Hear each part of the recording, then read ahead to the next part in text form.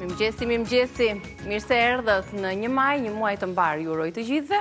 1 maj si dita ndërkombëtare e punëtorëve, më shumë se një ditë e shënuar në kalendar, më shumë se një ditë pushimi, është përpjekja e burrave dhe grave për të ndërtuar këtë vend. Në fakt do të flasim sot me një inxhinier Bakri, i cili gjithë jetën e tij ka kushtuar këtij profesioni, ka punuar në Rubik. Do na tregoj pak për eksperiencën në kohën e industrializimit të Shqipërisë, se si ka qenë punëtori dje edhe sot, punëtori dje në kohën kur puna kishte ideale dhe sot që puna kërkon dinjitet, punëtori dje që vlerësoi dhe punëtori sot që shpesh haroi. Kemi historinë e një zonje gjithashtu, ajo ka punuar gjithë jetën e saj elektriciste, rritur jetime, ka shkruar poezi. Adriana ngjitej në përshtyllat e tensionit, është dhe në pension, ndiste dritat e familjeve të Ersekës duke shkruar edhe poezi. Ka një histori shumë frymëzuese, shumë të bukur për të dëgjuar të gjithë së bashku.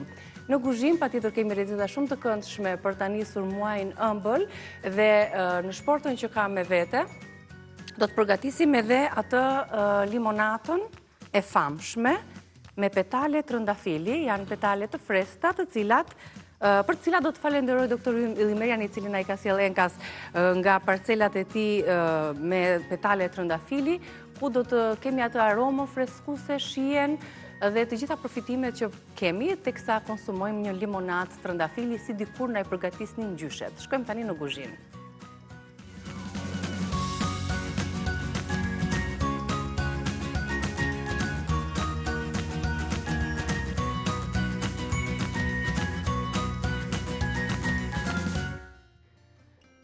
Përshëndetje, mirëmëngjes, muaj të mbar, ditë të mbar, të gjitha të mbara.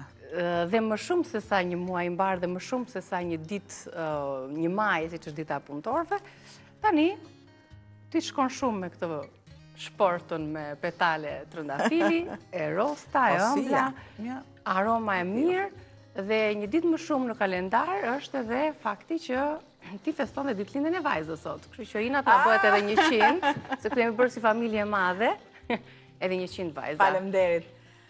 100 vjeç bëri mamit, 100 vjeç lulja ime, pa ty s'do kishe kuptim të isha nën. Kaq. E bukur shumë. Ke bërë ca vargje, besoj. Po, ke dedikuar ca vargje të tjera për te kësaj. Çfarë do ta tuajmë sot? E më ja që edhe për Inën, moj. E humba fillin. Po e humba fillin. Nuk e kollaj fillin, ti po na thuaj recetat sot. Në një ëmbëlsirë do gatuar? Patjetër. Do të bëj ato bobica që goca ime i ka qef shumë. Shumë mirë.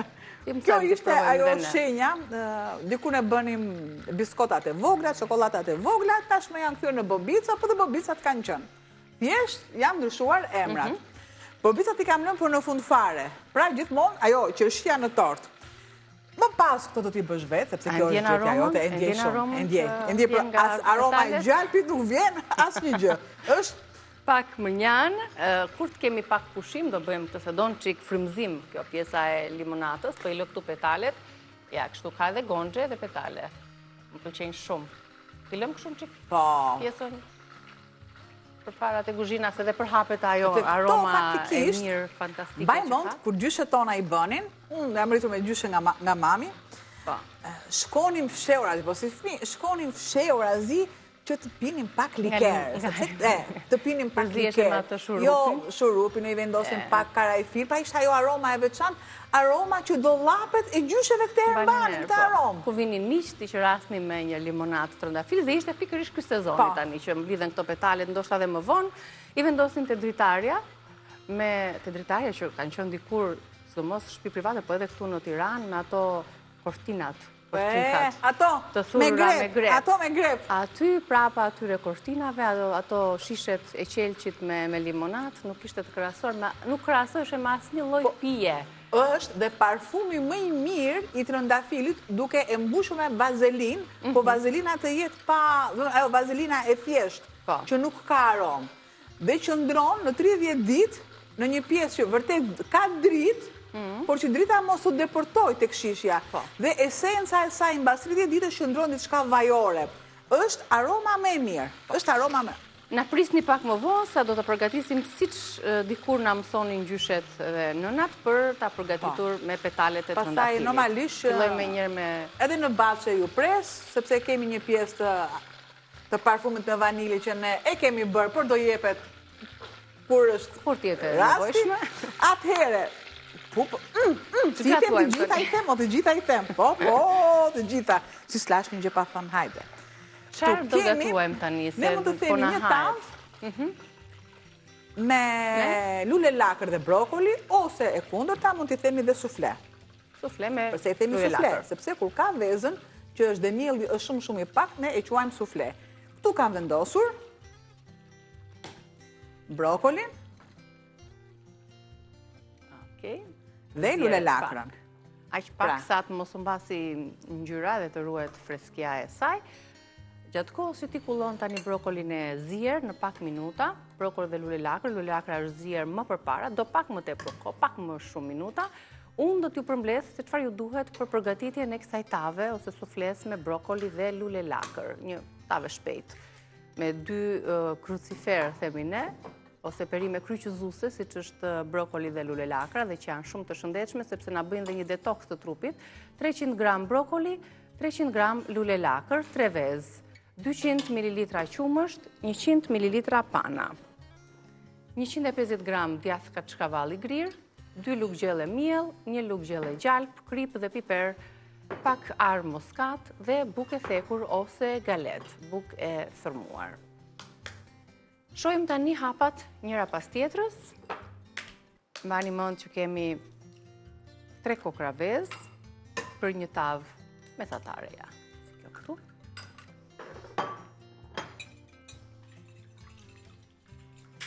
3 vezë të plota ovital me një të kuqe plot kolin, diell, proteina, vitamina, shije dhe shumë të freskëta. Shtojmë pak qumësht.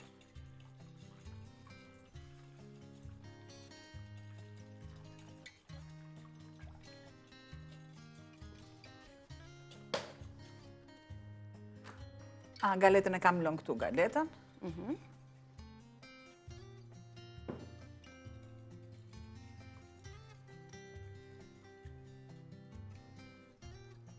Një mas.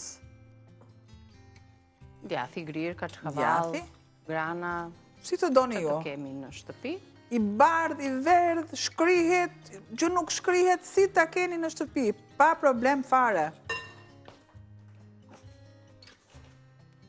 Shtoj.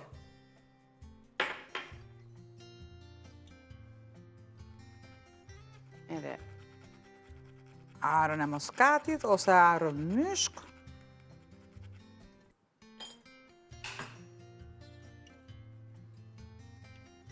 Pak piper.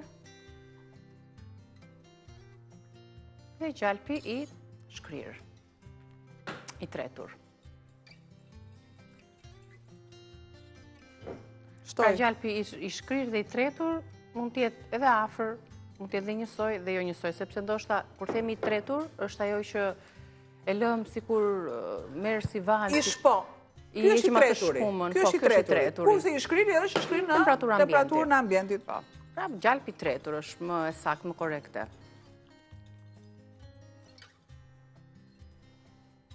Dhe brokolin.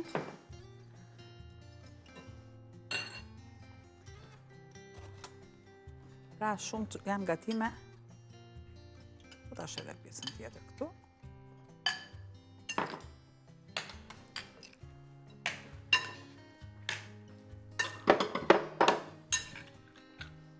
Një mënyrë shumë e mirë për ta përfshirë dhe konsumuar brokolin dhe lule lakrën, të dyja këto perime, në dietën tonë.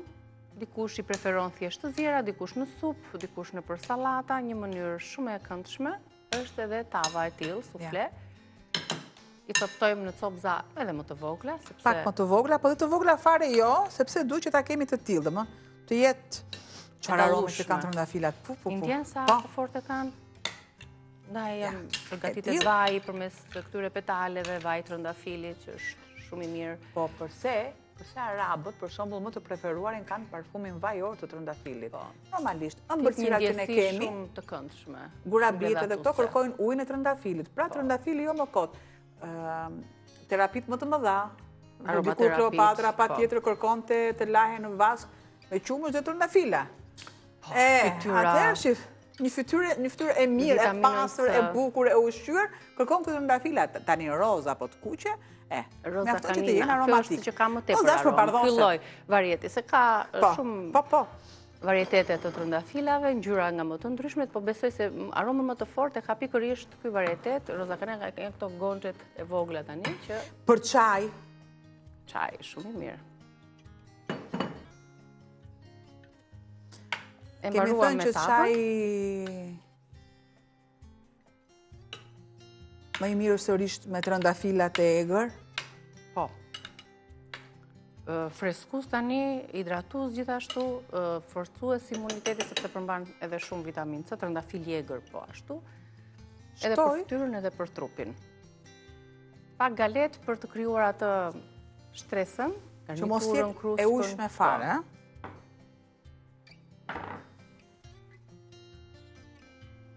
por nuk do ta lë të tillë. Normalisht që ta përzijë sërish, ja.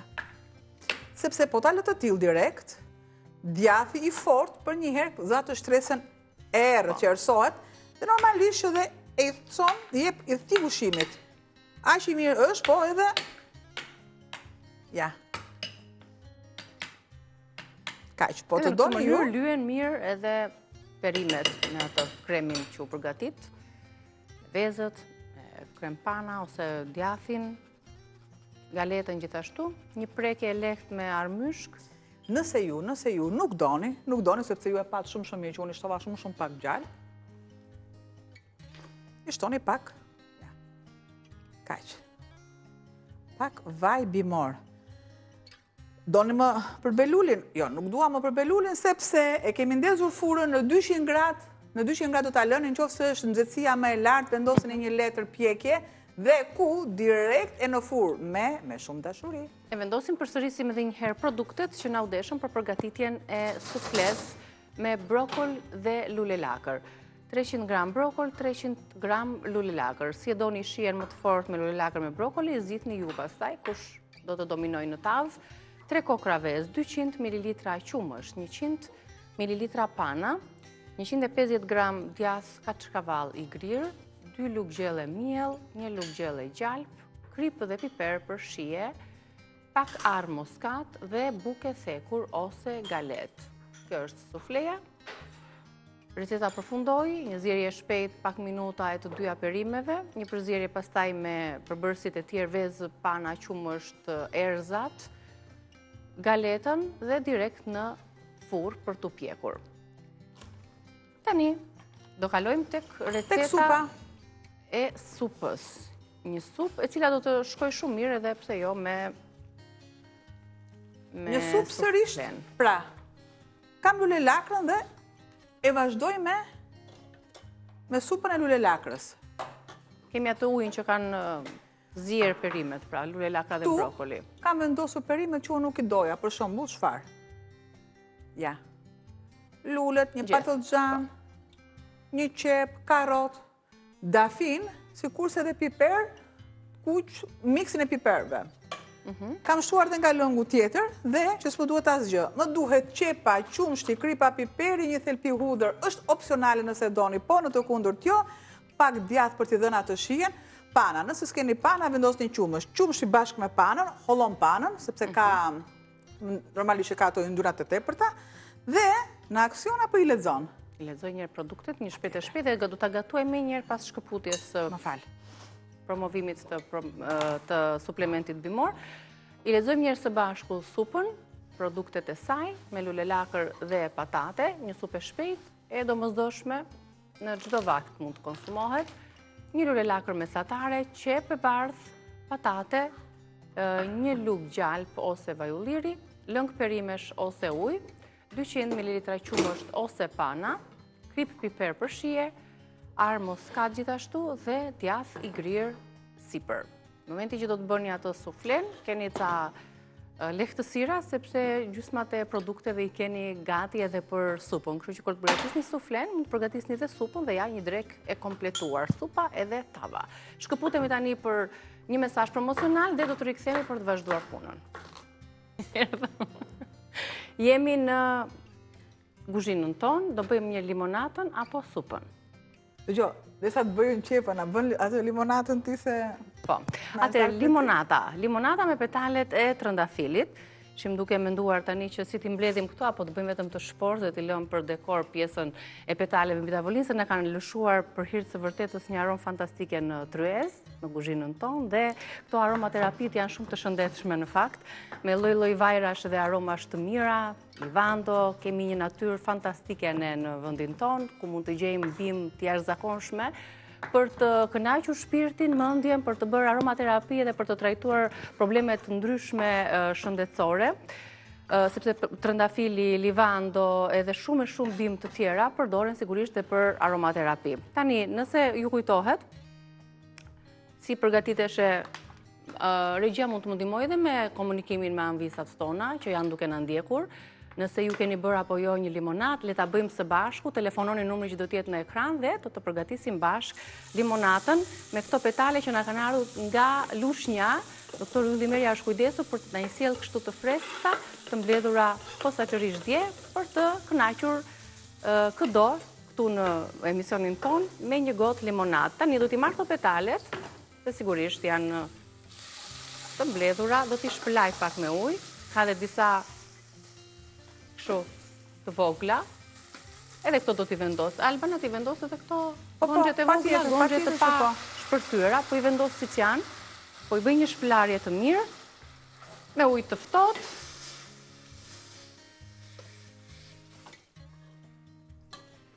Ja, pas kësaj shpëlarje mund të përgatisim në sasi sa duam ne, po për momentin për një shembull,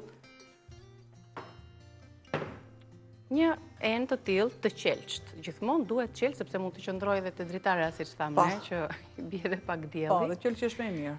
Ja. Këtu kemi 2 gota, ti edhe unë. Për një 2 ditë besoj do të jetë gati.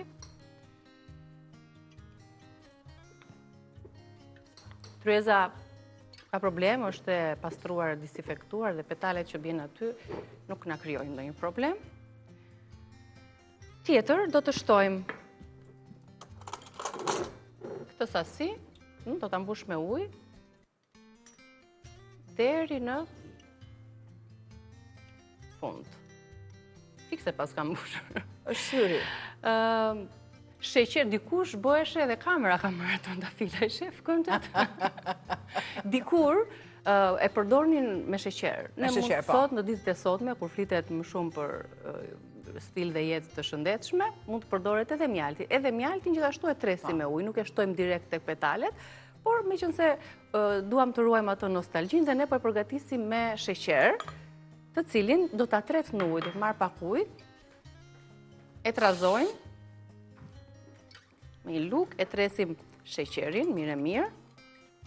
Desa të bëhet një shurup, ta shtoj edhe këtu limontosin. Nëse s'keni limontos, një limon të shtrydhur. Po e shtoj edhe limontosin tek sheqeri që po tretet. Që jep atë aftësinë dhe jep aftësinë më të durë se limoni. Po, limontosi është më I fortë. Po. E ta trazojmë pak, sa të shohim që grimcat e sheqerit. Po të jetë trëndafili kuq, normalisht që pranon shkop karafili, kur është I kuq. Kurse rozi jo. Ky ka aromë të fortë? Rozi apo I kuqi? Jo, është në aromë të fortë kanë, por kanë pak fare ndryshim. Unë më shumë në shtëpi kam të kuqin, që është një ciklamin I fuqishëm, edhe ka super aromë. Nuk këto janë vetëm për... Dhe këto limonada nuk bëheshin vetëm për shef, se donim të ndjemi një pije freskuese se vendoset më pas, pasi qëndron 2 deri në 3 ditë, e vendosim në frigorifer që të jetë freskët kur e konsumojmë, kullojmë këto petale, të cilave do t'ju dalin ngjyra dhe uji do të jetë ngjyrë I rost, doja ta them kështu, jo roz, po I rost, se ka edhe këtë aromën. Ndërkohë, shtuam pra edhe, ja të depërtoj pak deri në fund, sheqerin, me limon tosin, me mbusha plot. Ne kemi disa enë të tilla të qelshta dhe u t'i mbushim të gjitha, sepse kemi mjaftueshëm petale. Është puna e vapikut ose e vapik. Të shumë mirë, mund t'a kalosh në ngrirje, mund t'a bësh në kuba më pas. Që sa bukur? Të lumshin duart. Kemi gati për ta konsumuar. Përveç se shijojmë një gotë pije freskuse tepër natyrale, sepse dihet asnjë gjë konservuesa apo ngjyrus nuk ka, është natyrisht e natyrshme kjo. Kjo na shërben shumë mirë edhe për tretjen, pra ka dhe benefitet e tjera shëndetësore përveç se kënaqësisë, aromës, freskisë, mënyrës se si ne qërasim miqt të afërmit, e marrim shumë me vete, konsumojmë me familjen, me fëmijët dhe kaq. Kjo ishte limonata e dikurshme, nostalgjike e gjysheve. Më pas, kemi dhe hithrat këtu. Mbarojmë recetat, e do t'ju përgatisim një ekstrakt me hithra, si thua. Po, patjetër që po. Kemi qenë studente të mira këto ditë. Kemi marrë informacione shumë të mira me bimët natyrale. Le të kalojmë tek supa, se e lam për gjysëm, sa oqëm këtë pjesën e... Jo, sa bësh qepa, që do kohën e vetë, shumë i bërë që. Atëherë, këtu kam qepën e grirë dhe e shtoj me, vazhdimisht shtoj ujnë e bulionin ose ujnë e perimeve. Kam lule lakrën e zjerë, nuk e kam zjerë tërsisht, nëse do ishte e zjerë plotësisht, normalisht do bëhej qullë, do bësh për qofte. Tu.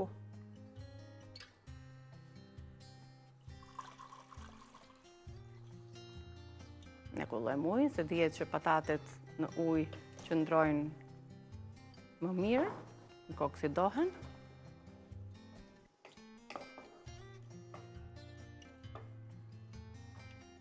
Dhe lë që të marrin val patatet. Normalisht do të kaloj në blender, gjithçka. Do të kaloj pjesën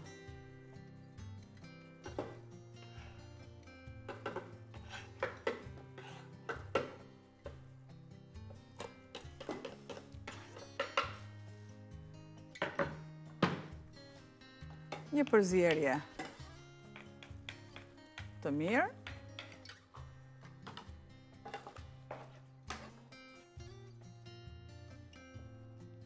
Ne kemi lëngun e perimeve. Mund të stoni dhe ujë nëse nuk e keni, nëse nuk e keni përgatitur. Dhe pak zgjal. Gjepin e tretur.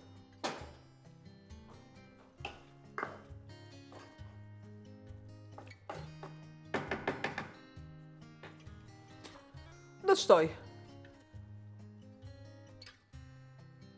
masën e kripës, pak me tërbjet, piper dhe arëmyshk. Do thoni ju, ku është arëmyshk, është dhe piperi, patjetër se kanë shije të kundërta, nuk do të thotë që ne shohim një grirje në ngjyrë të errët edhe ja njësoj, absolutisht japin shije. Shpesh dhe me e dura është që ne duhet të dimë lidhje midis erëzave dhe bimëve aromatike. Jo çfarë erëzi gjejmë ne e shtojmë, ose çfarë bimë aromatike që kemi në shtëpi, unë tani të marr dhe të shtoj në energjik. Absolutisht jo. Bëj sërish të përzierjen e duhur.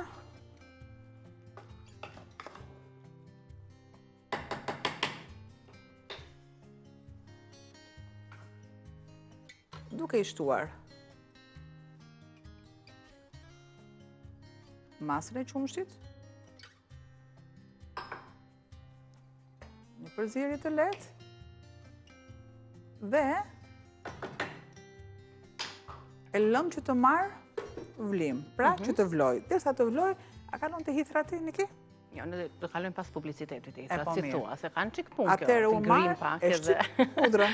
Shtyp edhe udrën, ndërkohë, supa ishte shumë e thjeshtë dhe çdo supë është shumë e thjeshtë, ndaj nuk ka asnjë justifikim të mos i përdorim çdo ditë në kuzhinën tonë. Shkëputemi tani për pak reklama.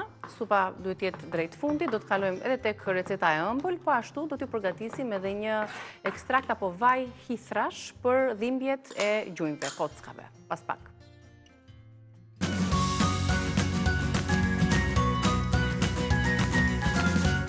Mirë të rikëthyet, jemi në pjesën e dytë të gatimit këtu në rezën tonë, pasi kemi përgatitur një tavë sufle me brokol, lule lakër, e kemi vendosur për të pjekur, do të tregojmë vetëm pak pas disa minutash, kur tjetë bërgati. Kemi përgatitur një sup me lule lakër dhe patate, tani përshtojmë edhe panën, edhe djathin e grirë, për t'i dhënë atë teksturën kremoze dhe të shishme supës tonë.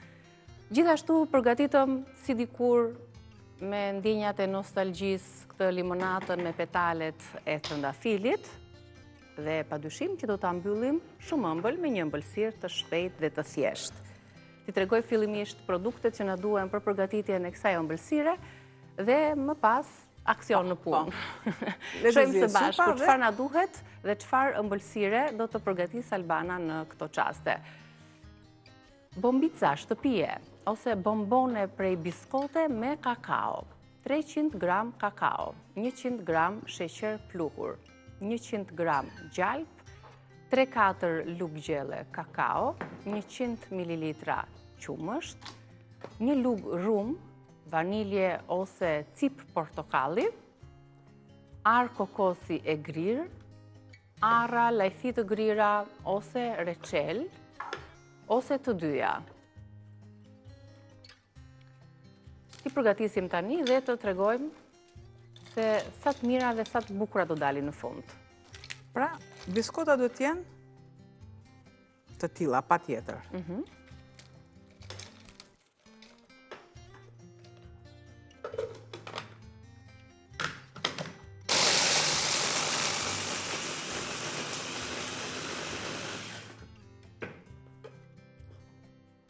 I grim, i kthejmë ato në pluhur. Ja. Shtojmë edhe disa të tjera që të kemi një tabaka plot për gjithë. Këtë kakao që jep një aromë shumë të mirë, vanilje gjithashtu. Ara e kokosit.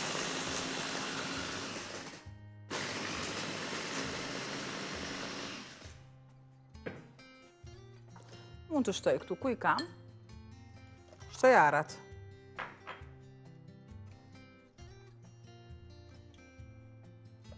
Kakao.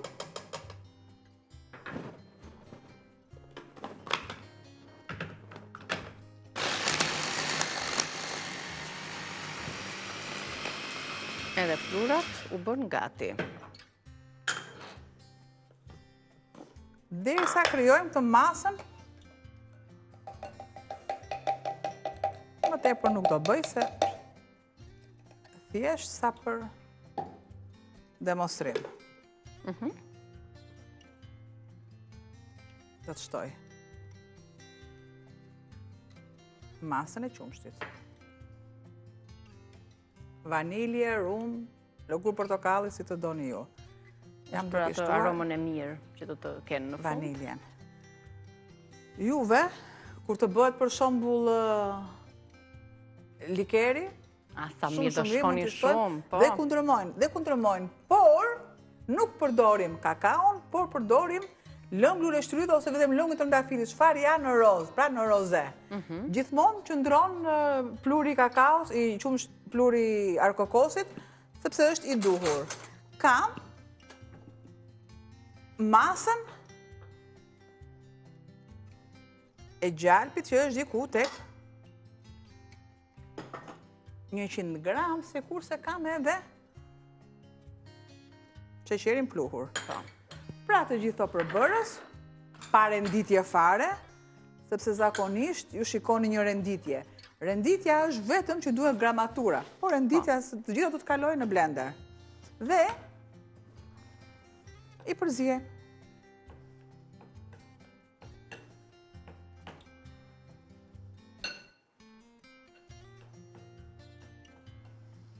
Të tillë bëni dhe boçet e pishave për Krishtlindje.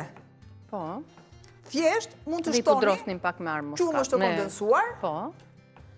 Patjetër që dhe ara e muskatit shkon në ëmbëlsira. Jo, e kisha parë në kokosit që i pudrosnin. Por edhe ara e muskatit shkon në ëmbëlsira. Po.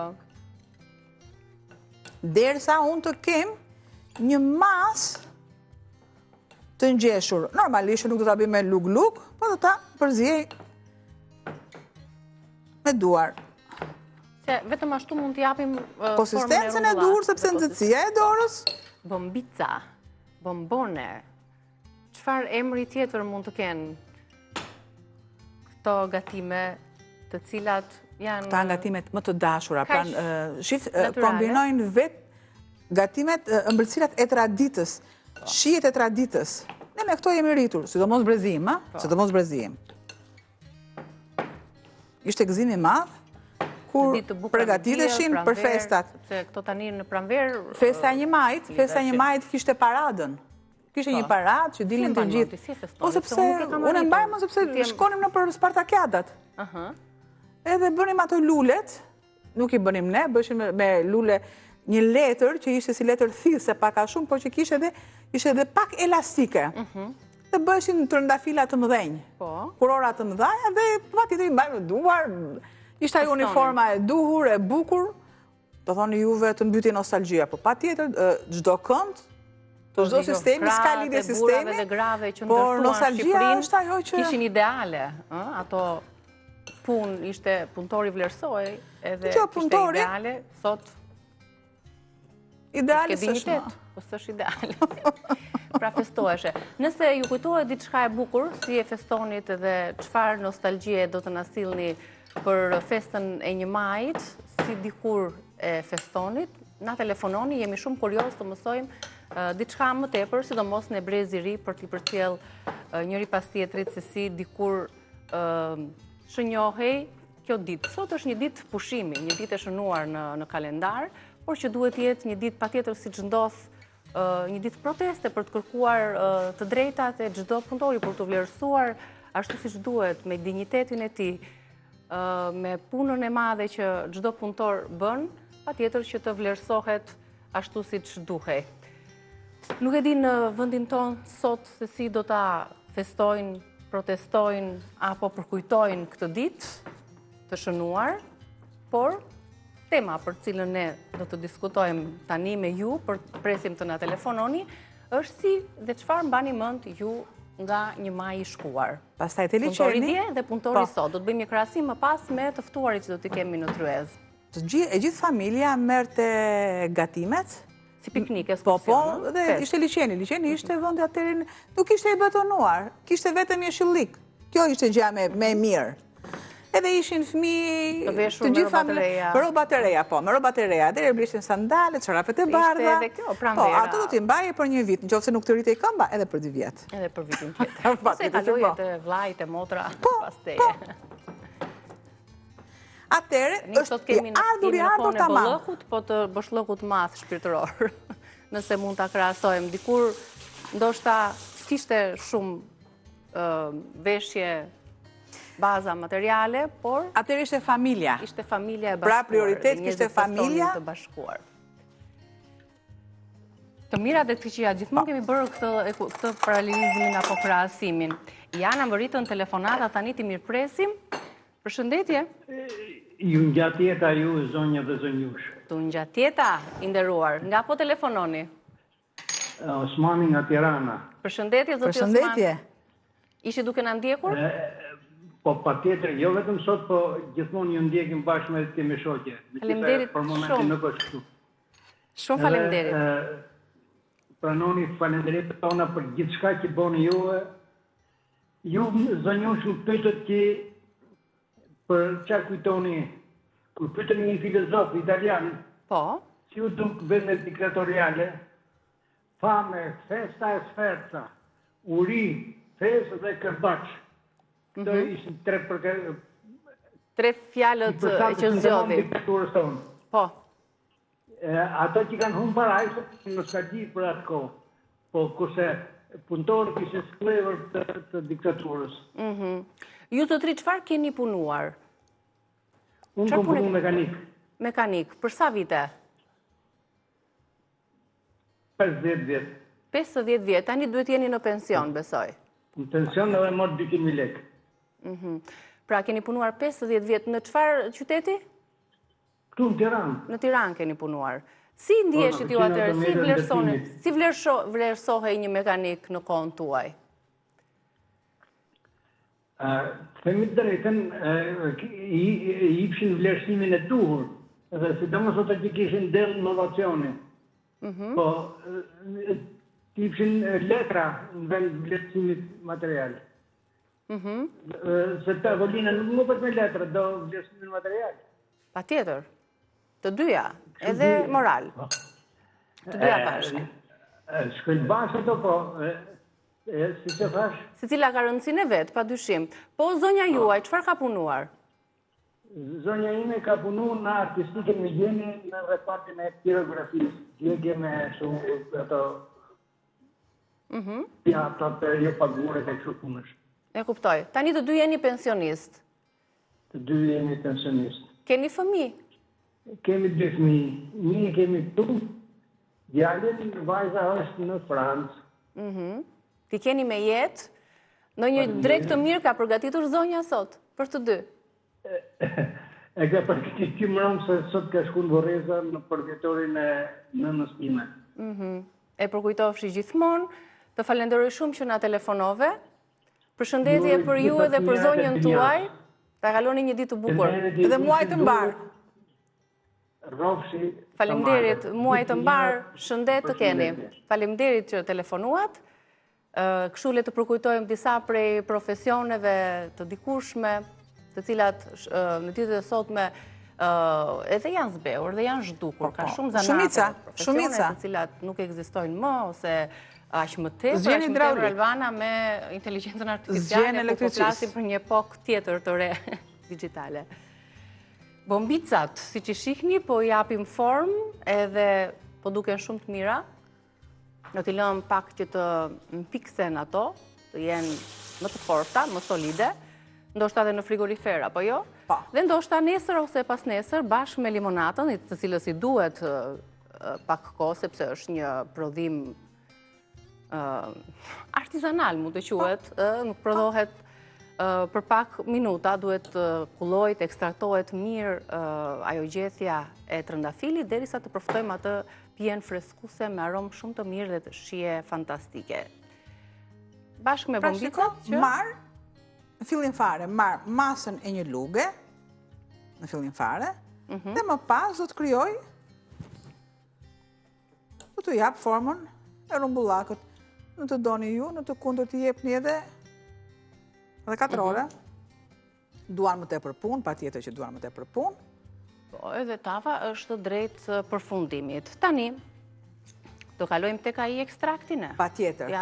Ju vazhdoni të na ndiqni dhe të na telefononi, bashkë i përfundojmë punët e kuzhinës, me kënaqësi për t'ju dëgjuar, për të na telefonuar, sugjeruar dhe treguar se çfarë përgatisni sot në fillim të këtij muaji. Siç e tham, kemi shumë dëshirë që t'ju sugjerojmë një recetë tjetër, nuk është recetë gatimi për ditën e sotme, por është një recetë e cila do t'ju ndihmojë të gjithëve ju të cilët bazoheni tek natyra për të trajtuar inflamacione të ndryshme, dhimbje, siç janë ato persona të cilët vuajnë nga dhimbjet e artritit apo inflamacionet e tij, pra dhimbjet e gjunjëve, kockave për shkak të moshës, kalojnë disa vite dhe ndjejmë këto dhimbje, pse jo? Të mos bazohemi tek disa receta natyrale. Si funksionon natyra? Llogaritë të mendosh që diçka që të shkakton, si ta krahasoj, dhimbje së jashtmi, të shëron nga brenda. Për shembull, hithra, që është mbretëresha e bimëve, që ka shumë e shumë benefite e vlera, edhe na bën edhe receta shumë të mira.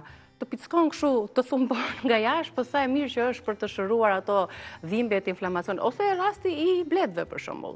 Të pickon, por që ai pickimi i helmi saj është sa e mirë për dhimbjet reumatizmale, shumë e shumë, për ata që s'kan alergji. Ta mirëpres telefonatën dhe do t'ju tregojmë pastaj një ekstrakt hithrash. Po. Përshëndetje. Përshëndetje, mirëmëngjesi më çupa. Mirëmëngjesi, do të jetë nëna Nexhi kjo. Po. Nëna jonë. Unë jam nëna juaj e dytë. Faleminderit shumë që po na ndjek. Nëna e raportë vës jam unë. Ajo je. Kaq vite që je telefonuese rregull. Gëzuar një maj. Gëzuar. Ta themi gëzuar? Gëzuar ta themi, jo? Ja vlen, ta themi gëzuar një maj. Javë dhe muaj të mbar gjithashtu edhe për ju. Muaj të mbar, të thashë. Është muaj luleve. Ke Muaj luleve. Ke ndonjë kujtim nga një maj, çfarë mund të na rrëfesh? Në kohën tënde ku ke qenë çupë. E kam të hyrur atë një majnë edhe më ka bekur një vlla 17 pjesë dhe e kam çupë. E kuptova. E shikon dhe Elith me këtë ngjarje në familje. Mishi më rëngjes. Ngushëllime. Nuk do doja fare që të preknim edhe të lëndonim duke të kujtuar, duke ta lidhur. Do vite kujtoj, do vite. Patjetër që po. Më thuaj pak, çfarë ke gatuar sot? I ke mbledhur ato hithrat sot? Kam gatuar mish qenji, ta posë që i bërje një Alban aty, me mish qenji. Bukur fort. Shiko, nëse ke disa hithra, ose nëse ke mbledhur një tuf hithra edhe përveç lakrorit, supës me trana, edhe kujduam për çfarë i përdorni ju tjetër në gatime, kemi një sugjerim ne, se si mund të përgatisim një ekstrakt apo vaj hithrash, që do t'ju ndihmoj shumë në inflamacionin në dhimbjet e artritit, dhimbjet reumatizmale, dhimbjet e gjunjëve, kockave me radhë. Do më ndjekësh si thua, ta përgatisim bashk? Ju duhen ca hithra, se janë dy lloje, këto hithrat e gjatoshe që themi ne, që kanë këtë gjethen albana të gjatë, ovale, dhe është ajo hithra rumbullakët.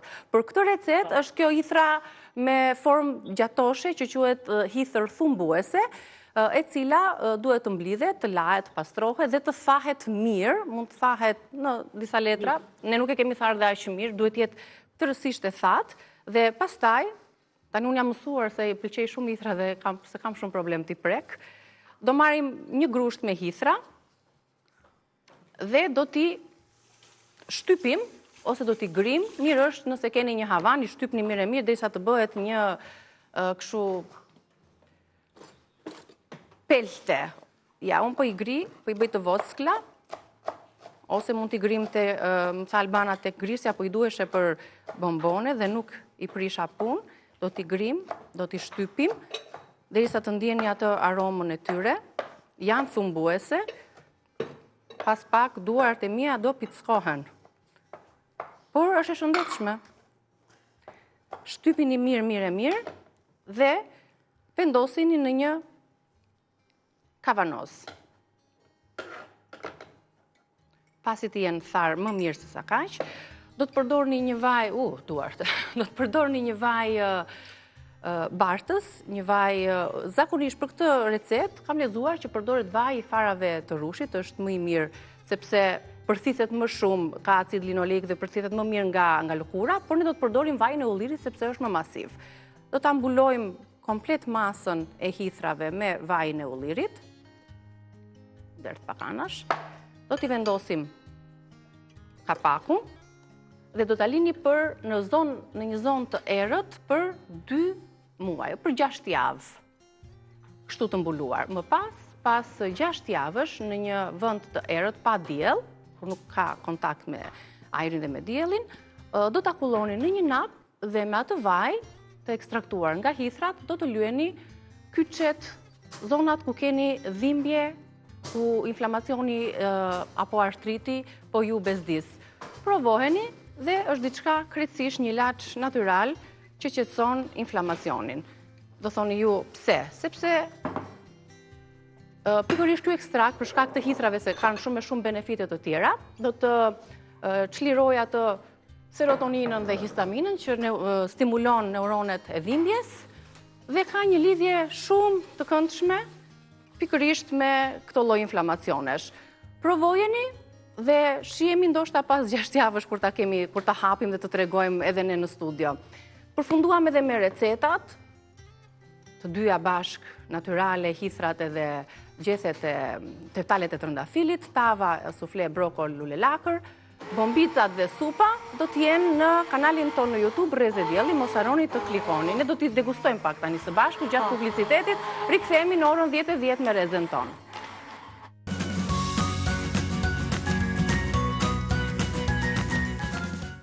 Mirë se erdhët në Rrezen tonë. Dita e punëtorëve, siç e thash, është më shumë se një datë në kalendarin tonë. Është një histori, një kujtesë për punën e palodhur të mira burrave dhe grave që kanë ndërtuar Shqipërinë tonë. Në studio kemi një inxhinier të vjetër, metalurg dhe inxhinier në industrinë e bakrit, zoti Nikol Gega. Mirë se erdhët, zoti Nikol. Kënaqësi që u kemi këtu. Prej një jete të tërë ke punuar në industrinë e bakrit apo jo, në Rubik. Dhe drejtuesin e Amarkor dhe Sens të 2 emisioneve Elian Tanini në Reporteri. Të bëf mirë kafja. Mëngjes, që ka shumë simpatike dhe është e rëndësishme që nuk ka nevojë për sheqer për ta pirë kafen. Ndjen atë aromë. Kështu e ka Mokadori. Duhet për energji, për të folur për 2 periudha në fakt. Kafe punëtor është. Kafe punëtor është e shpejt. Për të folur për 2 periudha, për punëtorin dje, ku puna kishte ideale, dhe punën sot që kërkon dinjitet. Për punëtorin dje që vlerësohej dhe punëtorin sot që shpesh harohet. Le mund të na bëj një krahasim, zoti Nikol, si e kujton një majin edhe ato vite të punës tuaj? Realisht, sot do të ishte ndonjë përfaqësues direkt i punëtorisë këtu, pavarësisht se sipas strukturës atëherë një inxhinier ose një drejtues konsiderohesh jo klasë punëtore, por gjithsesi ishim përfshirë me klasën punëtore, ishim bashkërëndonim dhe ishim shërbim tyre. Mirë është, paktën, jo se nuk e din, por shumë veta, do thonë nga lindi 1 maj tash. 1 maj dihet që kanë qenë lëvizjet e punëtorëve që nga mesi i shekullit 19, mendohet në Australi, kanë filluar që nga viti 1855, pastaj në Amerikë, dhe përfundimisht Chicagoja, për shembull, në vitin 1886, një grev e të zgjatur, për të kërkuar drejtat e tyre, dhe ajo ishte 8 orë punë, 8 orë defrim, po i themi, dhe 8 orë gjumë. Paka shumë kjo ishte ndarë formula. 8 në 24 orë. Kjo kaloi disa shkallë derisa u unifikue, atëherë e shfrytëzoi dhe politika internacionale socialiste, që kishin filluar të dilin pa, edhe politikat e reja, pas teorive të Marksit e tjera me radhë, dhe përfundimisht u certifikue në vitin 1891 dhe u përsaktua si dita ndërkombëtare e punëtorëve. Nikol, sa vite keni punuar ju në minier?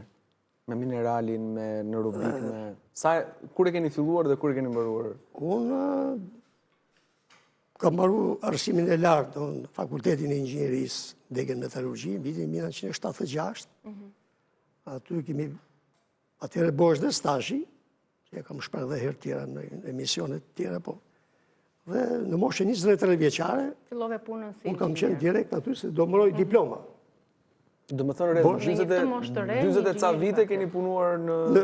Jo, në bakër, në industrinë e bakrit, mund të ketë se 3 vite kam punuar 97-2000, kam qenë në korporatën e bakrit, pra i bie rreth 27 vite.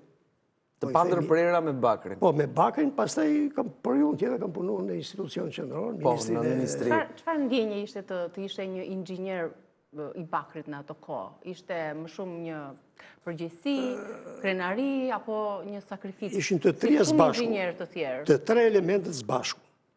Natyrisht ishte ose pak me thjesht pyetja, a të dilte muaj apo s'të dilte?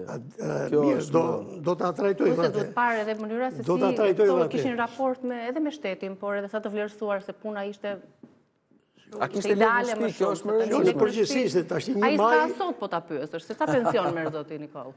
Unë tani për pensionin nuk po flas sepse është edhe kur më pyesin tjerë, në raport me pensionistë e tjerë nuk kam pse ta ankohem. Po. Realisht, nuk para, edhe kur më pyesin dhe kolegë se më vjen zorë, sepse ka disproporcion.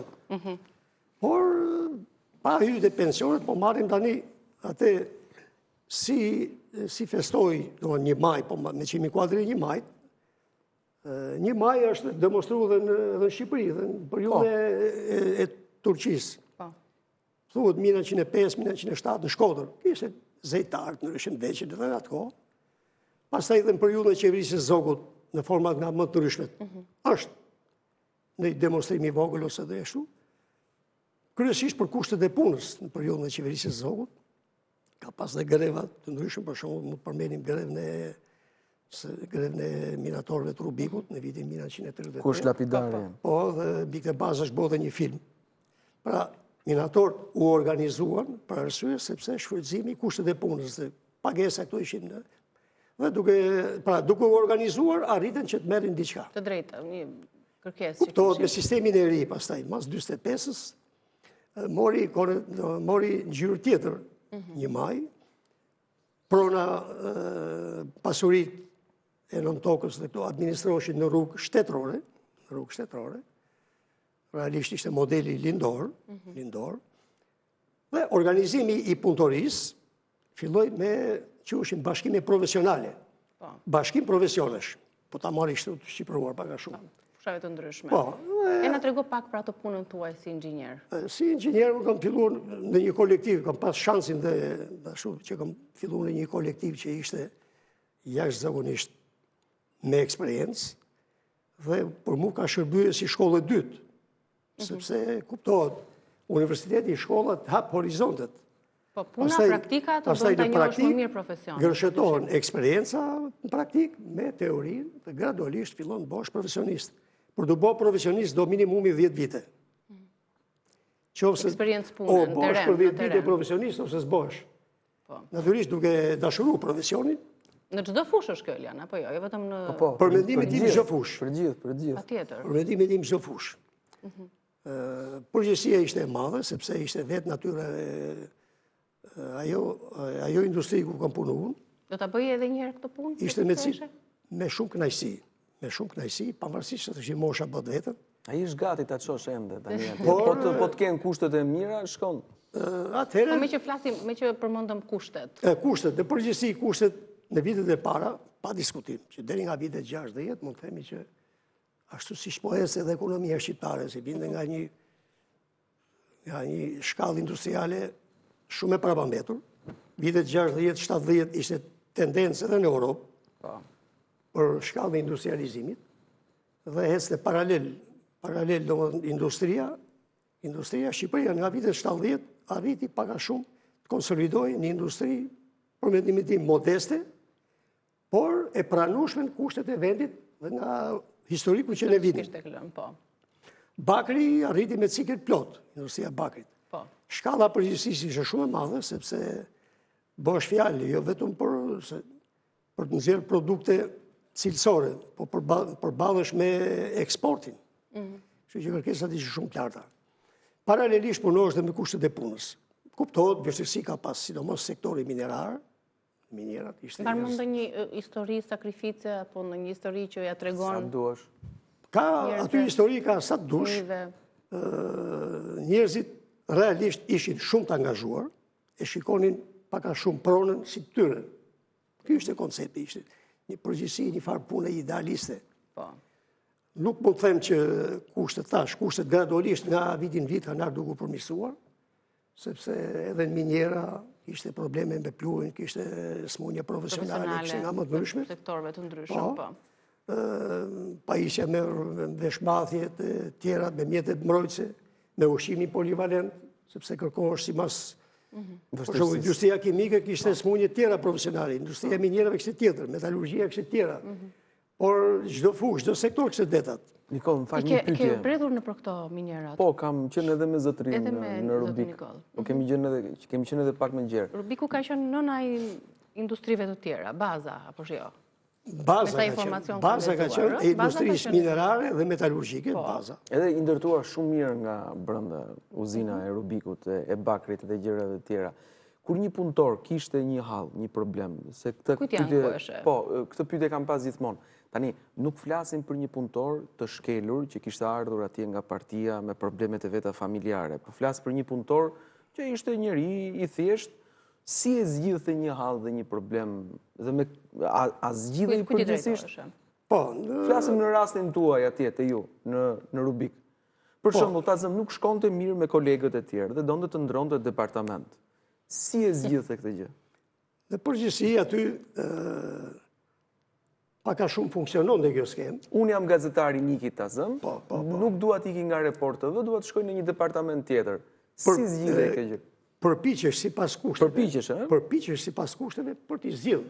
Do ishin problemet vogla. Problemet madhore ishin këto për shumë kërkesa për përmirësu kushtet e punës. Në kërkesa e parë ishte përmirësimi i kushteve të punës. Pagesat, për kushtet e punës nuk ishin dhe aq të gradualisht thash, kanë ardhur përmirësim. Banjo, dushe, garderoba, tjera, mensa, pra ushqimi dhe këta, gradualisht erdhën nga viti 70 u konsoliduan. Pastaj dushin dhe mjediset social-kulturore. Një punëtor nuk është puna vetëm thjesht në punë aty. Edhe në shtëpi. Po, në shtëpi. Organizoheshin për shumë, por ja për asin Rubik. Asin e Rubikut. Në vitet 60, nga që s'kishte mjedise, ishin që ato të kohës italianit, kuadrët e lartë, kështë shumë kuadrët lartë aty. Ndër tjera, filloj ajo loja e Bigjozit. Qartë. Që do bërin ata, normal? Bigjozit. Marin vesh drejtusit. Edhe drejtori i kohës, naturisht a i kështë marrë në Bashkimi Sovjetik, i zonës ishte, edhe i thret ata, i thret gjithë aty, për bashkëbisedim. Kur panë vetën ata aty me ndunë që du na heqin nga puna. Edhe i pyet me qa merin, qa studioni, filluan ata, kjo në fakt e mori këte indicje, sepse ato s'kishin kushtet optimale, ku të studionin. Atëhere, nga fondi i uzinës së re, kur bo uzina rafinimit, ajo që shojmë anës rrugës? Ka thirë drejtusit që zbatonin atë, ka thënë që e të cënojmë uzinën në qofë se heqim para nga ky, dhe mori fondin pa pyet fare lartë. Ashtu, dhe? Ndoshte dhe kjo, pa pyetur, që të merreshin vendime të tilla. Ndërtoi pallat kulturën Rubik. Atëherë pallat kulturës kishte as Sheni.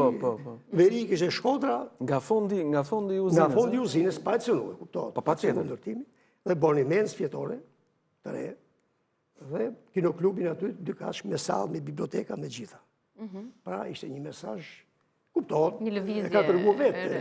Ma kanë treguar dhe tjerë bashkos, kjo ka ndodhur nga viti 63-64 dhe në 68-ën u finalizu kjo. Edhe uzina u bë dhe pra, qaj natyre ishin domosdoshmëri, sepse një intelektual, po dhe një punëtori, thjesht. Ku do të bëshin, për shumë për bë një kurs kualifikimi, do të shumë mjedise. Atëre bëshin dhe kurset të kualifikimit. Ishte shkalla hierarkisë që punëtori për të stimuluar, për të rritë pagën, do të rritë dhe një rritë profesionale, në funksion të profesion, të venit punës. Generatat e reja nuk e njohin më këtë jetën e minjerave apo të fabrikave. Ti ke një interes të veçantë, ndryshe ke ka për këtë pjesën e festivit e një majt. Unë kam interes të veçantë kur gjej njerëz si Nikola, se kur s'kam njerëz si Nikola, nuk kam se kush të më tregojë. Që kanë atë krenarin dhe dignitetin e asaj kohe. Të gjitha fushat, po sot mund të kemë ardhur edhe nga ashtu, por ka si puna ime, ka me dhjetra, me qindra që kanë kontribuar në gjithë sektor. Në të gjithë sektorët e... Me industri ushtarake, me industri kimike, me Elbasani, nafta e tjera me radhë, gjitha. Pa hyrë dhe tek bujqësia. Pa diskutim dhe tek bujqësia. Pa atëhere, një maj, prapë ke një maj, në që imi në kuadri një maj, edhe festoheshe, edhe... Si festoheshe? Disa... Festimi në punë. Mund bësh dhe një dark si pas shumë. Në një maj, ju shkonit në punë apo jo? Pa tjetër, shiko. Apo i gjithë pushim? Jo, ishte pushim, por puna vazhdonte. Ne për shembull ishim detyruar, jo detyruar, por natyrisht punojsim me turnë atje, ne shkonim atje. Edhe ditë në një maj, shkonim një takim atje, dikur shtrosh një tavolinë. Pra shteti nuk është se kishte një lloj pushimi, thjesht kishte ceremonial. Jo, ishte aktiv, sepse vetë industria, duke qenë me tre turne, ne po themi, unë konsideroj vetëm si me qenë një oficeroje, po i themi, kushtet e një, sepse ndodhe një avari, ndodhe një ashtu, detyrimisht do të ishe prezent atje. Plus që shkonim her pas here dhe për t'i mbajt karikuar. Kishte nga ata që ishin si më të privilegjuar? Edhe kishte nga këta, diferencime saj natyre, me gjithë që thata jo, zgjidhja e problemeve. Atëre bashkimi profesionale ishin. Bashkimi profesionale konsiderosh natyrisht partia vendose, si që vendos dhe sot. Kuptimin që bashkimi profesionale, edhe sindikatat sot, leva që ushin atëhere, por mu leva janë dhe sot. Leva por pa dukshme. Por ama, në qofë sa në kohë është një punëtorën, tek bashkime profesionale, dhe drejtori, për shembull, nuk e zgjidhte, problemi shkote në gjykatë. Gjykata jep të drejt punëtorit.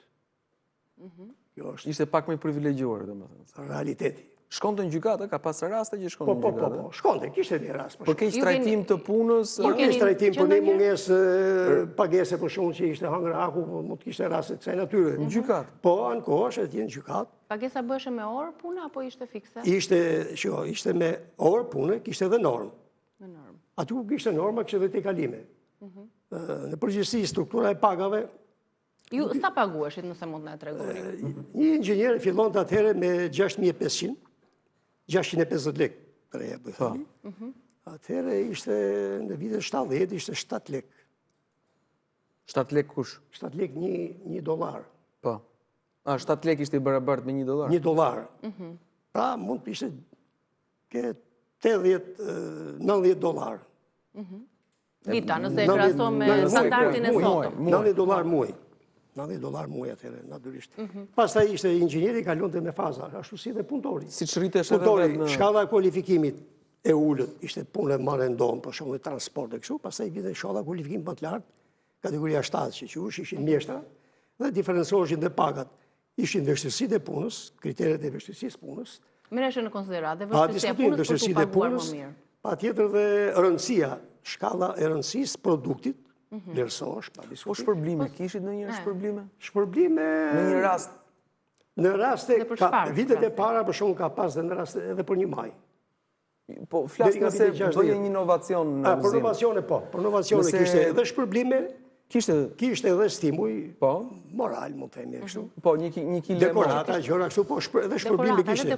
Edhe shpërblime kishte. Një kile inovacioni. Nëse inovacioni ishte shoqëruar me një faturë ekonomike, konsiderueshme, pranueshme, pa diskutim. E përballonit jetesën me rrogën që merrit? Me 2 fëmijë, Nikola? Me 2 fëmijë. Normalisht, unë nuk mund të ankohem, atëre paga mesatare... Po në duket i kënaqur, edhe me pensionin që merr dhe me... Jo, po është pozitiv. Jo, tani mirë, pensionin tani, së është analizë në vete kjo e pensioneve. Tani, për shumë, pensionin nga që më kam punu dhe në administratën e lartë, ka tjetër... është rritur pak më, po. Po, është me statusin e punësit civile tjere, në faktor tjere. Por atëherë pensioni ishte taksative, mbi 700 lekë të reja, nuk ishte pension. Mund t'ishe që mund t'ishe. Ashtu, nuk e kapje pensionin, në? Jo, 700 lekë të reja ishte tavani. Po, nën 700 nuk e kapje? Jo, mbi 700 nuk ishte. Në qartë. Mbi 700. Por pensionet, pa diskutim që atëherë një pensionist e mante familjen. A që merë dhe 700 lekë shumica minatorë dhe metalurve, ka du kalifikimi lartë, mershin 650-700, merë dhe sa roga një inxinjerit pensionisti, merë dhe sa inxinjerit. Nuk po themi se analiza bëhet këshu, analiza e plot bëhet, po atëherë shtetësia, arsimi këto ishin falas dhe ishin kosto ekstra që i përballon dhe shteti. Dhe kuptohet, deri nga vitet 70, mendimim, 75, por mu edhe tregu ka qenë një pranushëm dhe shumë... Një pensionist me... Parat që merë në përballon do të asë një vizitat ilaqet dilte, sepse për robat për shumë. Për robat ishte problem atëherë në sistem. Për robat e punës? Jo robat e punës. Robat në përgjithsi veshe? Jo për të majtë për veshet, ishte pak problem. Ose për to gjëra tjera, televizionë, frigoriferje, lavatrice. Ishin pa, ishte e vështirë për ta... Ishte bollëku material, po bollëku shpirtërore të tjera. Nikol, kujt bënde pushimet një minator ose një punonjës i uzinës? Apo s'bënde pushimet? Në përgjithësi, se atëherë ishin ngritë shtëpitë e pushimit, por realisht, aty ishin me flet kampi, bashkime profesionale. Lëshon dhe... Po, edhe ishin me flet kampi, ndalin për shembull për minator dalluar, për metalurg dalluar, por kuptohet që... Sa më mirë dhe shumë të punoj, aq më benefice kishe. Pak veta shkonin, edhe flet kampi ishte pak, sepse infrastruktura nuk ishte. Nuk të lejonte... Nuk i pranonte. Kishte dhe nga ato që nuk shkonin, ha? Thjesht merrin pushime dhe nuk shohin. Merrin pushime dhe nuk shohin. Çlodheshin. Kishte edhe dimrore, se funksiononte edhe mund merrin edhe për dimër, por në fakt Rubiku se do të për dimër. Kishte hallin e verës. Verës më shumë. Por kishte, një flet kampi atëherë kushtonte 1200 lekë, po jepë shfal. Pra 1200 lekë. Shumë që ka 1200 lekë për kohën. Po ishte 15 ditë. Për 15 ditë të plota. 15 ditë. Në fakt, shtëpitë e pushimit kanë qenë Nuk paguaj e gjë në shpite. Jo, jepte gratis. Kishte edhe nga ato që mund të ashtu, por jepte në përgjithësi jepte si shpërblim. Qartë, nuk qeka shumë. Me mëgjes, me drek dhe me darga, apo vetëm me... Pa, diskutim, jo, ishte me fjeti me gjitha. Ishte përfshirë, pra ne ka qenë kjo kosto më... Dhe minatori merrte bashkëshorten, fëmijët? Fëmijët jo. Ishin ekstra pagesë? Jo fëmijët, a? Fëmijët jo, sepse atëherë ishte kampi i pionerëve. Edhe shkonin të tjetra. Ishte të organizuar ndryshe. Fëmijët e vegjël për shembull to nuk lejoheshin në pushimit, për arsye të ndryshme se pra nuk ishin mundësi. Po Gradeci për shembull ka pas. Kam bëjë herë po Gradecu. Po mirë, ku ilin të fëmijët ju kur ju bashkë me bashkëshorten shkonin? Si rregull kishte aty për të organizuar, po me shumë vështirësi.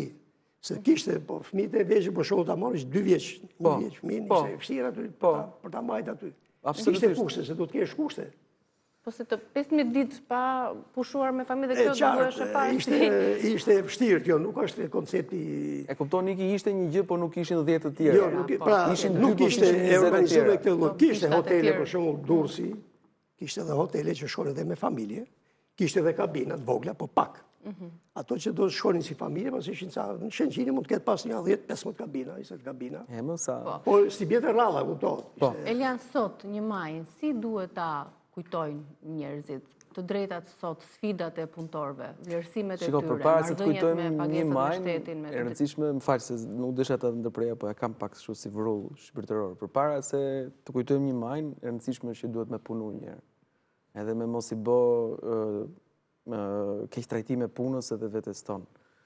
Edhe duhet me vlerësu atë që ti jetë duke bërë tani. Kjo është shumë e rëndësishme, pastaj të shkojmë të një maj. Edhe unë shpesher kam një parull time pozitive që s'ka lidhje me të shkuar në moniset të Shqipërisë, si them roft puna. Në bazë të gjitha përpjekjeve të tua, ti vlerësohesh ose nënvlerësohesh sot. Po kam përshtypjen se kur ti ke kur ti krijon disa avantazhe në punë, mendoj që vlerësohesh. Kanë ata që thonë, po jo unë punoj shumë, po prapë nuk vlerësohen për punën që bëj. Varet se si është situata e gjithëve dhe varet se sa e kërkon ti këtë gjë që të vlerësohesh në maksimum për aq sa të takon.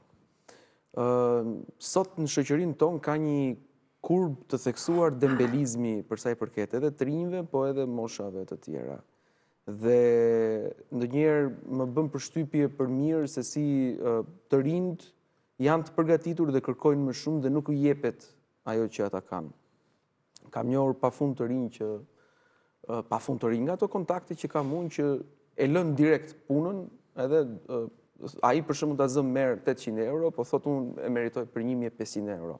Patjetër, janë dhe kushtet familjare që nuk janë të martuar, nuk kanë një familje, nuk kanë një kredi, edhe këtë ta mundësoni jeta. Por më pëlqen që janë të vendosur dhe të kërkojnë pak më shumë. Jo pak më shumë, kërkojnë më shumë nga ajo që japin, nga ajo që kanë në të vërtet mundësi të japin. Pastaj është edhe një, siç ju thash, është edhe një mas tjetër e madhe që ishe gjithkohon në kafe, lloj shëllimi i jetës të çuditshme që do vinë gjitha gjërat vet, ti je princi Filip i Spanjës me gjak blu dhe i Anglisë, andej janë ulur gjithë dhe do vi puna, kështu vjen puna në pa bërë një sakrificë, pa u lodhur, pa u zhgaravitur tek ajo, pa u bërë pisë edhe zhul, se si do vi kjo puna kështu vetë, se puna e di që ti ke aftësi shumë të mira mendore komunikuese me satelitët dhe i gjen atje dhe vjen direkte te kafja ku ti je kështu duke ndenjur për qef edhe tak ti do vish. Le pastaj që janë të paftë për punë, po kjo është tjetër muhabet. Përse takon rolit që kanë sindikatat, jashtë paktën është një zoj fuqishëm për të drejtat e punëtorëve. Mos shko deri jashtë se shiko Kosovën si është me sindikatat. Këtu, në gjendje i kemi? I kemi në gjendje në çka ose shumë më pak se çka. Po se do të flasim Nikolla më shumë pak më këtë, por kam një gjë tjetër e shkurtër. Kosova i ka shumë të organizuara mirë sindikatat. Po të shkosh në stinën e pushimeve në Durrës, në gjithë vijën bregdetare, shikon në ditë të caktuara, profesionet të ndryshme punëtorësh, njerëzish janë mësues, inxhiniera ose të përgjithshëm, po unë kam parë më shumë mësuesët, që thonë hotelet jemi të mbyllur se na kanë ardhur mësuesët e Kosovës. Sindikatat organizohen atje shumë mirë, japin këto fletat e kampit. Për vitesh kjo është, po sa e bukur, sa e mirë. Ti në Shqipëri dëgjon vetëm sindikatën e mësuesve. Qa ka dhe një sindikat tjetër që dhe nuk funksionojnë? Po mund të funksionojnë, po nuk janë edhe të policëve dhe në një gjithë me ushtarakët, po jo aj sa... për ta përmbyllur me sindikata, se kemi dhe një histori shumë të bukur më pas, do të shkojmë në Ersek me një elektriciste që ka ju kam punuar sjellë gjithë një jetën. foto shumë të bukur që ta shikoni. Tani, sa i takon sindikatave, normalisht, unë mendoj që nuk është vetëm smundje shqiptare, përgjithsisht është pak dhe botërore. Zhdukja e sindikatave. Gradualisht, sepse vetë politika i keq përdor, shumë rase i keq përdor. Këtu tek ne, vitet e para, sindikatat u bon proaktive. Kjo është fotoja, më falë, zoti Nikol, kjo është fotoja jote, Elian? Po, kjo është fotoja ime të cilën e kam gjetur nga një shëtitje... Nga një shëtitje... Mos puno atje ku nuk je i instruktuar dhe i papatentuar. Mos i fut hundët atje ku nuk të takon. Po. Në versionin modern. Kjo është në Rubik. Në Rubik. Në parti metaleve të çmuara. Po. Normalisht sindikatat duke pat njëjtat fytyra si politika, do 30 vjet, se në sindikalistë po të shikojnë pa zonë emra tashti, që e thashin bisedë para praka dhe janë po të njëjtit njerëz. Absolutisht. Politika i hodhi karremin, ju dha këta ishpronët e vetat. I keq menaxhuar në mënyrë më brutale të mundshme. Jo në funksion të tyre, sepse ideja është kjo. Sindikata sot do të ketë buxhetin e vetë, që të jetë faktor, shumë do organizojë grev 3 ditore, 5 ditore. Ketë mundësi ta organizojë dhe më gjatë. Të njoftojë sipas ligjit, se ka ligj për organizimin e këtyre, dhe ama për 5 ditë do t'i japi parat. Parat punëtorit. Nuk funksionon kjo. Një ndër arsyet para. E tjera me radhë, duke pas parasysh që janë një 4-5 sindikata këtu, që i përmeni zoti Tanini, por për mendimin tim nuk e luajnë rolin e tyre. Absolutisht nuk e luajnë. Temë diskutuar çdo vit sa herë që kemi ditë të tilla të kujtimit të edhe më gjatë. Niveli i pagave, se sindikata duhet të kërkojë për kushtet e punës. Sot kushtet e punës janë shumë më të mundshme për të krijuar se sa në atë kohë. Një për shumë gjëra lënë për dëshiruar, kam parë shumë sektorë dhe tash. Shikoj fabrikat e këpucëve, shikoj shumë sektorë që janë problematik. Dhe fatkeqësisht atje punojnë edhe shumë femra ose me shumë orë pune, më pak të paguara, ndotse, e tjera me radhë. Që krijojnë pas edhe sëmundjet. Dhe pagesat nuk janë në nivelin e durë, do thënë në realitet. Kjo është më kryesorja. Shumë faleminderit që erdhe dhe na tregua diçka rreth historisë tuaj si inxhinier në atë periudhë dhe kujtoni besoj shpesh erdhe me nostalgji kur flisni me miqtë tuaj dhe ju pyesin si ka qenë ajo periudhë dhe krahasuar dhe me terenin e ditëve të sotme. Faleminderit Elian, shumë suksese, roft puna e ndershme. Do të njemi më pas publicitetit me historinë e Adriana Hysenaj, gruaja që ka thyer tabut, ngjitej nëpër shtylla elektrike, se ka punuar si elektriciste dhe si poete. Pas pak.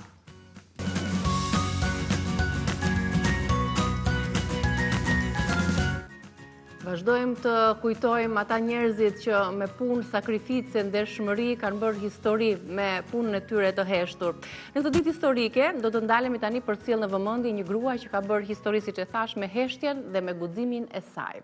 Ajo është Adriana Hysenaj, gruaja që ka thyer tabut, ngjitej në shtylla elektrike, ka punuar elektriciste dhe në të njëjtën kohë shkruante edhe poezi. Historia është prekse, frymëzuese, motivuese për zonjat dhe gratë që na ndjekin. Ajo është rritur në shtëpinë e fëmijës në Tiranë, ka lënë Tiranën për të shkuar në Ersek, duke thyer shumë tabu edhe duke qenë elektricistja e parë femër që sfidonte edhe burrat. Do të njihemi më tepër me Adrianën, të cilën e kam në Skype nga Erseka. Përshëndetje zonja Adriana dhe faleminderit për kohën. Përshëndetje, faleminderit ju. Kënaqësi që të bisedojmë së bashku, edhe të njohim pak historinë tuaj të jetës, të punës, të sakrificës. Ju keni punuar për sa vite si elektriciste dhe kur e keni nisur punën si elektriciste? Kam punuar për 26 vite e disa muaj, kam filluar më 98-ën, ishte koha kur fishekët ishin kështu jo në përkamp, po në përcy të kalonin. Ju zgjodhet që të dilit në teren në këtë periudhë. Si e kujton atë ditën e parë? Ditën e parë ishte thjesht ajo pritja e gjatë, që unë kam dashur me vite ta merja profesionin, por terreni vështirë nuk ma jepte mundësim.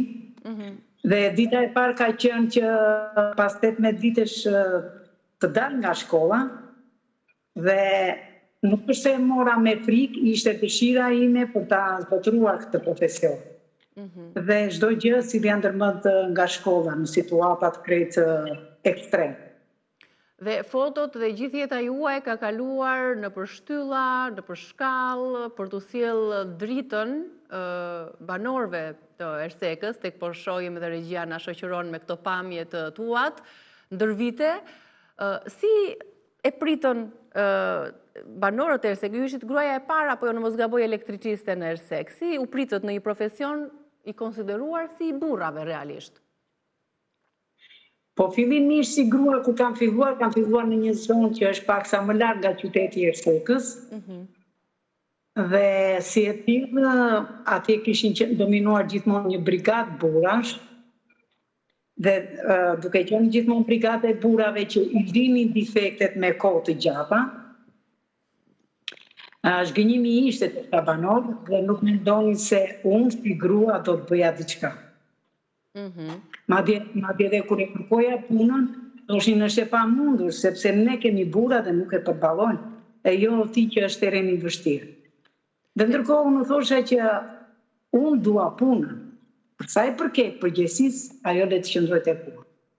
Dhe fillimisht kur kam bërë defektin e parë dhe shumë ishin nga ta burrat që isha në një fshat, dhe thanë, si ka mundësi ti grua? Dhe unë i thash, si ka mundësi që gratë tuaja bëjnë çdo zgjidhje në shtëpi, kështu që është vështirë për ta parë gruan që është e pamundur. Në terren të vështirë, në klim të vështirë, sepse edhe në ditë me borë ju keni qenë në krye të detyrës, apo jo? Disa momente ndoshta që mund të mbani mend, të memorizoni nga vështirësitë dhe sakrificat tuaja si elektriciste. Atëre bënte edhe dimër, stuvit ishin të pashmangshme, domethënë nuk mendoja që dimri do të sillte diellin për sa i përket stuvive, ngricave, të borë pafund. Ndonjëra i terren të thoshe që ktheu sepse është e pamundur që ti të bësh defektin. Por fjala ime e parë ishte që defekti ishte krijuar prej natyrës egër, kështu që ishte përgjegjësia që duhet ta bënin. Ishte përgjegjësia, jemi nga i pres që kemi mësuar që ta marrim punën se na nevojitet dhe atë punë mos e marrim thjesht, por me përgjegjësi për ta përfunduar. Ta çoni deri në fund. Zonja Adriana, në çantën tuaj si elektriciste mbanit si veglat e këtij profesioni që e doni shumë, po mbanit edhe një blok ku shkruanit poezi. Pra, ju ndriçonit edhe banesat, ndriçonit edhe shpirtin tuaj dhe të tjerëve përmes vargjeve. Çfarë ju frymëzonte për të shkruar poezi? Me thënë drejtën, kam qenë tipi që lexoja shumë, nuk mendoja se do shkruaja, isha në atë karakter që gjithmonë i thosha përmbledhjet e njerëzve në një shkurt ese, ose me batuta mund të flisja, për mos u kthyer një histori të gjatë të kundërshtimi, thjesht u thosha një fjalë, por mund ta mbaja atë fletë pas për të marrë një karakter nga njerëzit, sepse nuk mendoja se do shkruaj edhe fabula, por karakteret e njerëzve më dhanë atë mundësi që unë të shkruaja fabula. Dhe një shënim dhe pastaj kur kthesha në shtëpi mund të shkruaja.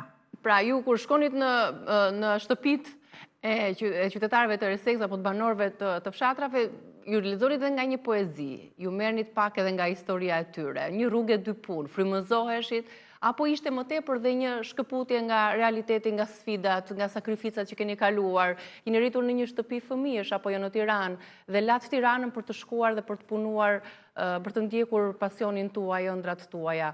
Më trego pak për këto sakrificë edhe si e keni përjetuar ju. Po me thënë drejtën, të jemi të sinqertë, shiko, gjithmonë të thuash që një profesion është një detyrë që ti do ta bësh sepse duhet mbash familjen, është një detyrë që ti e merr përsipër, që ti përgjigjesh për gjithçka që të del përpara, kurse poezia ka qenë pasion, thjesht ato ngacmime, duke parë karakteret e njerëzve, qoftë edhe dhimbjen. Bile mbaj mend dikur kam parë një grua që shiste qumshin, ajo këpucën e kishte të qarë, po mundohesh të fshinte gishtat e saj që i dilin. Në ndërkohë mua më shkujtuar ai Luli Vocër. Ngacmime të tilla që ti nuk mund t'i lije pa vepruar. Dhe si karakter jam një çik që gjithmonë shoh shumë detajet dhe jam tipi i punës, nuk e lë kohën të më ikë kot. Me poezia ishte ajo që mua më ngacmoi dhe më tha që ti do punosh këtu. Kurse detyra ishte që unë duhet ta bëja. Tani jeni në pension? Po, apo vazhdoni punën? Prej 2 vitesh jeni në pension. Si po e kaloni këtë periudhën si pensioniste? Vazhdoni dhe të shkruani ndërkohë, apo jo? Jo, nuk vazhdoj të shkruaj, sepse koha është e tillë të jemi realistë, njerëzit nuk janë shumë të interesuar për të lexuar se sa për të qenë objekti i telefonit. Dhe si të tillë është puna që të gatuhet. Të ka stopuar, fakti që nuk lexohet të ka stopuar dhe nuk je më e frymëzuar për të shkruar? Është një faktor që të ka ndikuar? Jo, nuk më ka stopuar, unë besoj në Zotin dhe e dua që kohën ta kaloj, se sa po kalon mosha, çdo kohë është për mua e humbur. Kur të vihet koha, ato libra nuk do t'jenë më, ne do t'jemi ekzistent përpara Zotit dhe unë dua që të kaloj kohën më shumë në praninë e Zotit. Dhe thjesht të shkruaj për... është një soj që nëna gatuan një gjë dhe fëmijët nuk mund të hanë dhe kështu që ajo kalon kocim nesër pas nesër. Keni dalë në pension prej 2 vitesh. Ju mjafton pensioni që merrni për të përballuar le të themi jetesën tuaj? Shëndetin, me punën që bëhet, nuk është se vlerësohemi tek pensioni. Pensioni është akoma qesharak për të thënë që me atë punë që bëra. Ngriesha herët, kishe raste që dhe prej mendimit nuk mund të flija gjithë natën, ama kur ngriesha, thosha kjo është detyra ime, në kuptimin asaj që isha mësuar me këtë pjesë rutine, dhe si të tillë, dilja që më 6:30 nga shtëpia, kthehesha shumë vonë në shtëpi, mund të ecja edhe 40 kilometra në ditë. Përgjegjësia e punës ishte që unë ta merrja. Por, për sa i përket edhe asaj datës sot, që është 1 maj, festohet, ose mund të themi si kryefjalë është dita e punëtorëve. Punëtori sot le të nderohet e të respektohet, mos thuhet thjesht detyra dhe asnjë lloj të drejte. Kjo është mesazhi i 1 maj. Sepse janë bërë protesta, dhe sot janë kthyer në protesta. Nuk është ky qëllimi. Qëllimi është, janë ngritur sindikata pafund, dëgjoj zëri askund. Dhe si të tillë, dhe unë me këtë pension sot qesharak duket sikur vërtet jam hedhur tej. E hedhur tej në punë me sakrificë, pa asnjë lloj shpërblimi, edhe kur jam aksidentuar në punë, por domethënë thjesht sikur ti jesh një objekt, të mora për qëllimin tim dhe ti mund të shkosh tani. Kështu është pjesë e kësaj punëtorit. Të falenderoj shumë që ndave historinë tënde me ne, të uroj shëndet dhe gjithë të mirat. Përshëndetje edhe për zonjat dhe zotrinjtë e Ersekës që na ndoqën në këtë bisedë. Të falenderoj dhe njëherë të uroj ditë të mbar, falenderoj të gjithë shikuesit që kanë qëndruar me ne për gjatë 2 orëve të transmetimit të Reze Dielli. Shihemi nesër me të tjera histori, receta dhe një arsye më e madhe për të qëndruar së bashku.